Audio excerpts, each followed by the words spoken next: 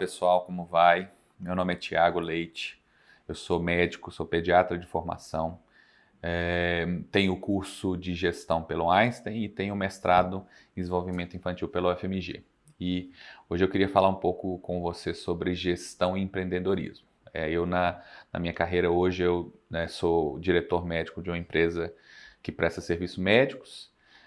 E também atuo na área de telemedicina, de parcerias público-privadas, de tecnologia em saúde, né? Então, é muito interessante que esse lado gestor ou empreendedor do médico, ele muitas vezes não é aflorado durante a nossa graduação. Ele acontece depois, ou ele tem muito a ver com nossa personalidade. Mas assim, o que é interessante para mim é que a gente tem que pensar principalmente em gestão e, consequentemente, em empreendedorismo, que ela faz parte da nossa vida como um todo, né? A palavra gestão, ela tem a mesma raiz da gestação, né? Quando a mulher fica grávida e gera uma vida nela, ela tem a mesma raiz latim que é de gerare, não, de gestio, né? Que é criar ou administrar ou entregar ou carregar, né? No caso da mulher, quando ela está grávida, ela carrega uma vida, e quando a gente faz uma gestão, é como se a gente carregasse aquela área, ou aquele negócio, ou aquela empresa, ou aquele órgão, aquele setor. Então, assim, a gente tem que pensar com a mesma lógica da gestação. Então, quando aquele embrião é formado, ele vira um feto, etc., ele é gerido ali no útero da mulher. A mesma coisa que qualquer área da nossa vida. Se você vai fazer uma gestão do seu consultório, vai fazer a gestão da sua própria carreira, vai fazer a gestão de um setor ou de uma empresa, você cria que aquilo é criado por você ou por outro, mas você carrega aquilo, você forma aquilo ao longo de um tempo. Então, a lógica é a mesma. É aquela lógica de nutrir, de despender recursos, de despender tempo, de despender cuidado. Da mesma forma como a mulher cuida da gestação dela, a gente tem que ter essa mesma noção de quando a gente faz gestão daquilo que é nosso ou daquilo que a gente foi contratado para gerir, né? Então, assim, é interessante pensar nesse contexto de gestão, que ela não está restrita a, por exemplo, o meu gestor do hospital, o gestor da prefeitura, o gestor do estado. Não. Todos os seres humanos, a gente faz uma gestão de alguma coisa. Você, quando está na sua prática médica, você faz gestão daquele caso. Gestão do diagnóstico, gestão do tratamento, enfim. Então, assim, a ideia é você conseguir ter ferramentas de transportar isso que todo médico faz bem, que é gerir um caso, gerir uma patologia, um tratamento, para as outras áreas da sua vida, né? Então, assim, existem ferramentas que nós vamos estar apresentando mais para frente para você conseguir fazer uma boa gestão, desde o seu tempo, do seu dinheiro, da sua carreira, de todos os aspectos que envolvem o consultório, um negócio, um órgão. A gente tem que entender que esses tipos de gestão permeiam a nossa vida. Então, de maneira mais geral, apresentando algumas das ferramentas de gestão, quando a gente pensa em gestão bem feita, ela se apoia em alguns pilares. O primeiro pilar, que é muito importante a gente ter conhecimento e aprimorar e internalizar na nossa vida, chama-se planejamento estratégico.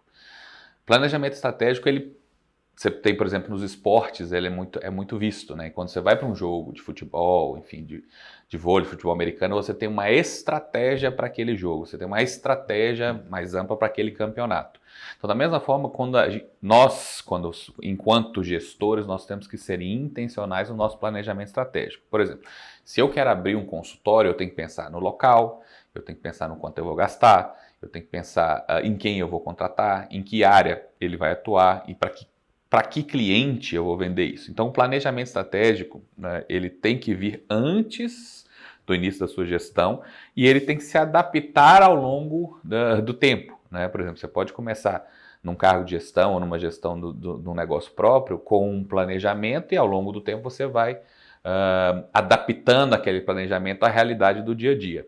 Mas é importante que a gente não perca foco disso para a gente poder provisionar ou pensar no futuro daquilo que a gente está querendo gerir, né?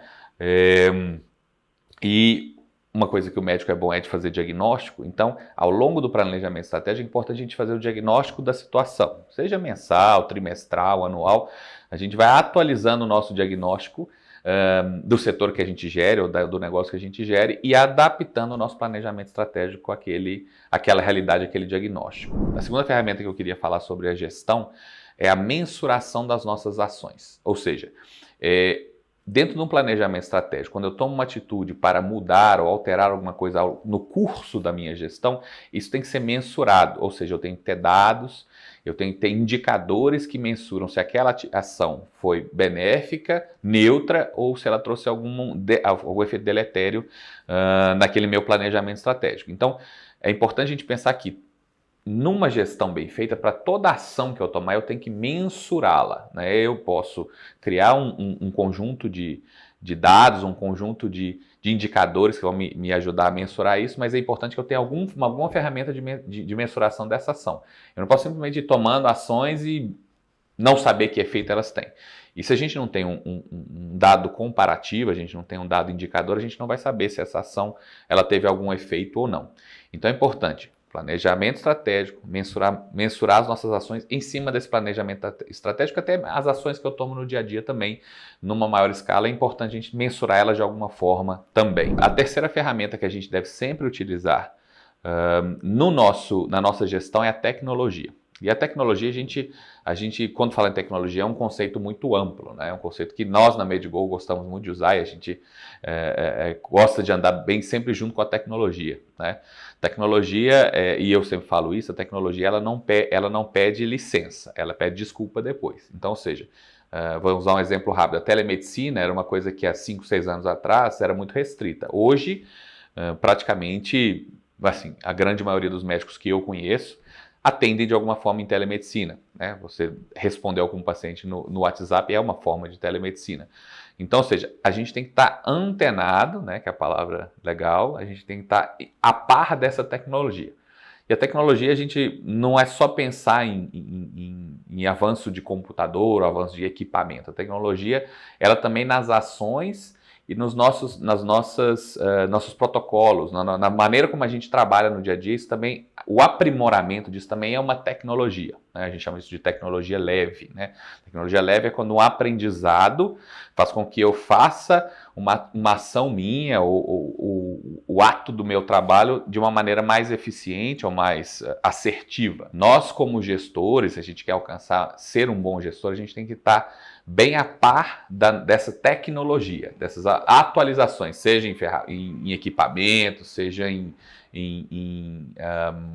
tecnologia computacional ou de internet, ou enfim, ou de redes sociais, e também dessas tecnologias leves, né, das atualizações, dos guidelines, das práticas, das boas práticas, enfim, isso são coisas que a gente tem que absorver também na nossa gestão. E a quarta ferramenta que a gente trabalha muito, que a gente tem que dar muita atenção e que pode fazer com que a nossa gestão se torne inefetiva são os recursos humanos, né? Trabalhar com gente não é fácil, mas ao mesmo tempo não tem como você fazer uma boa gestão sem trabalhar com gente. Então, assim, nós temos que sempre ter em mente um objetivo de fazer uma boa gestão dos nossos recursos humanos, né? Então, coisas como dar um feedback, coisas como ensinar de uma maneira, a comunicação não agressiva, a alça fechada que a gente chama, que é você checar se a informação foi entendida, você incorporar técnicas de liderança no seu dia a dia de gestão são muito importantes se você está nesse papel, se você quer fazer esse papel bem feito. Então, assim, eu acho que a maior faca de dois gumes que existe na gestão chama-se recursos humanos. Se você não gerir bem as pessoas que estão ao seu redor, elas vão fazer com que a sua gestão não seja bem sucedida. Mas, ao mesmo tempo, se você gerir bem as pessoas que estão ao seu redor, elas vão ser a chave do seu sucesso, do seu setor, da sua clínica, do seu hospital. Então, assim, 4 ferramentas bem rapidinhas para a gente pensar em gestão. Falando um pouco sobre empreendedorismo. Empreendedorismo, na verdade, a palavra a gente escuta muito, é uma palavra que está na crista da onda aí, né? Que a gente tem ouvido as pessoas falarem muito de empreendedorismo. Mas empreendedorismo nada mais é do que você pegar um problema, ou como a gente chama de uma dor de mercado, ou algo que ainda não está resolvido, digamos assim, né, no mercado ou em alguma área, e você criar uma solução e fazer disso um negócio, né? O empreendedorismo basicamente você ver uma dificuldade, ver um problema, pensar numa solução e conseguir montar um negócio, uma solução ou uma onda de alteração para você poder resolver esse problema, né?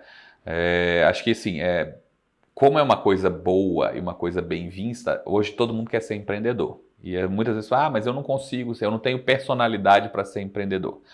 Claro que você ter uma personalidade, uma veia empreendedora, ela ajuda, mas ela não define o fato de você ser empreendedor ou não. Assim, todo mundo que tem uma boa ideia pode fazer com que ela se torne uma empreitada, né? Você ser um empreendedor com aquela ideia sua.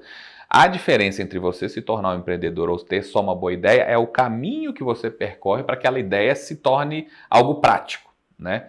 Então, assim, é interessante a gente pensar e internalizar esse conceito de empreendedorismo, de alteração, de pegar um problema e transformar numa solução, para as ideias que a gente pode ter, né? Você pode estar trabalhando no hospital, por exemplo, e falar assim, olha, eu acho que tal coisa pode ser feita de uma maneira diferente. Isso é uma ideia empreendedora.